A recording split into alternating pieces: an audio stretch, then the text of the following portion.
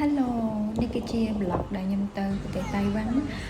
ថ្ងៃទី2ដែលខ្ញុំបានទៅគឺខ្ញុំបានទៅស្រាំទីនៅក្នុងប្រទេសតៃវ៉ាន់និយាយទៅប្រទេសតៃវ៉ាន់គឺមានស្រាំទីច្រើនមែនតើវាអត់មានជា culture អីមួយអ្នកទាំងអស់គ្នាដឹងប្រទេសតៃវ៉ាន់គឺជាប្រទេសមួយដែលកំពុងផ្ដាច់ខ្លួនពីប្រទេសចិនអញ្ចឹង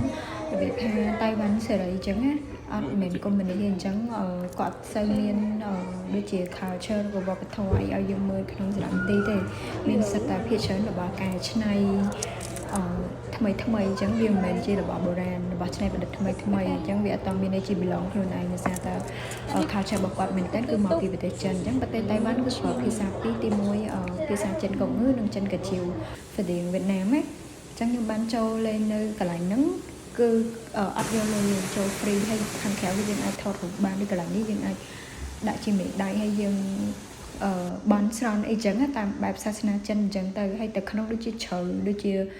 ទឹកកឡាងអីមួយចឹងហើយខាងមុខគឺមានហលមហោស្រពមួយសម្រាប់ចាស់ជំនាន់មុននេះអានេះគាត់ថាបរិយាប័ន្ននេះគឺសម្រាប់សម័យមុនតែគេអត់តន់វាយវាចោលអីចឹងគេទុកឲ្យយើងមើលតទៀតចឹងទៅប៉ុន្តែមានអីលុយតាគ្រាន់ថាយកអត់សូវមានអីសម្បូរបែបមើលដូចនៅចិនទេអញ្ចឹងចេញពីកន្លែងស្រាំទីហ្នឹងមកនៅខាងក្រោយមានកន្លែងសាសនាចិនមួយយើងអាចទៅបន់ស្រន់បន់អីទិញធូបទិញទៀនអីចឹងទៅតែបើយើងត្រឹមតែទៅសាពះទេបន់ស្រន់គុណអ៊ីមទេយើងមិនបាច់ចាំមានលុយមានអីដាក់ចូលទេអានេះគឺយើងចូលវិភាគយើងចង់ចាក់កាពីឬក៏ចង់ទិញយ័ន្តទិញអីអាហ្នឹងយើងបរិច្ចាគតាមហ្នឹងគេអត់បង្ខំយើងទេនេះខ្ញុំចូលមើលដែរមែនតើខ្ញុំអត់សូវចេះរឿងសាសនាចិនទេប៉ុន្តែចូលស្ទឹងតាមបទចឹងទាំងអស់គ្នានេះខ្ញុំឃើញបងប្រុសគាត់ចូលទៅអុចធូបគេអុចតាមមតស័យហើយក៏មិនដឹងថាអុចមតស័យហ្នឹងតំណាងដោយអីដែរគ្រាន់ដឹងថាគេអុចមតស័យហើយគេប៉ាយនៅលើកៅអីចង្គង់ទេដាក់លើកៅអីចឹងហើយគេយកធូបទៅដោតនឹងអាចានធំនៅខាងមុខហ្នឹងទៅហើយកន្លែងហ្នឹងស្អាតដែរជាធម្មតាគេមានភ្លេងតិចចឹងចាំមើលខ្ញុំឲ្យស្ដាប់ភ្លេងផ្សេងណាឧទាហរណ៍ខ្មែរហ្នឹង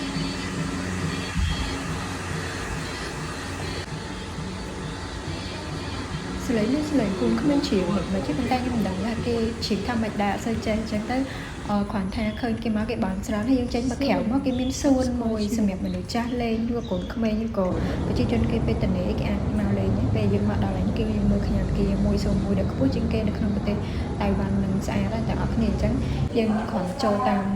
ចេញតាមច្រកហ្នឹងមកយើងឆ្លងមកផ្លូវមកគឺដល់កន្លែងគេ101ហ្នឹងហើយកន្លែងខ្ញុំដើរនៅស្រាំទីអញ្ចឹងយើងអាចអត់ចង់ដើរឆ្លងផ្លូវសិននៅប្រទេសហ្នឹងគឺឆ្លងផ្លូវពិបាកអញ្ចឹងខ្ញុំប្រើចដាយន្តចុះទៅក្នុងខាងក្រោមដីហើយយើងឡើងក្រោមដីឡើងទៅលើហ្មងអីមកដល់ប្រទេសចិនកុំភ្លេចញ៉ាំតែគុជនៅនឹងឆ្ងាញ់ខ្ញុំ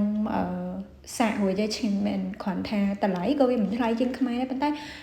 គាត់មេញូខ្លះវាញ៉ាំទៅស្រួលតែគុជទៅសម្រៀងដែរវាមកល្មម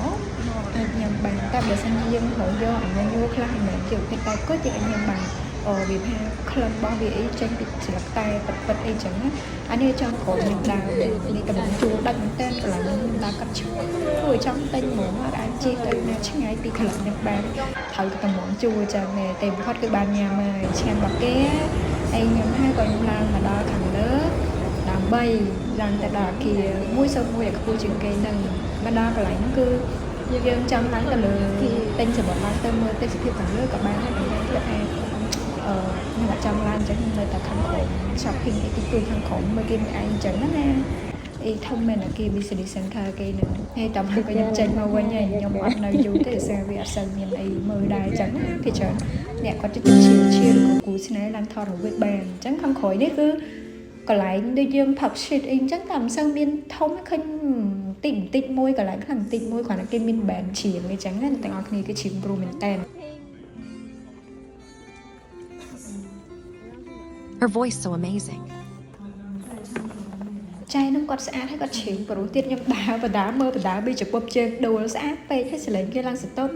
ហើយស្បែករបស់គេដូចមិនមែនសមជាជនជាតិចិនណាមើលស្បែករបស់គាត់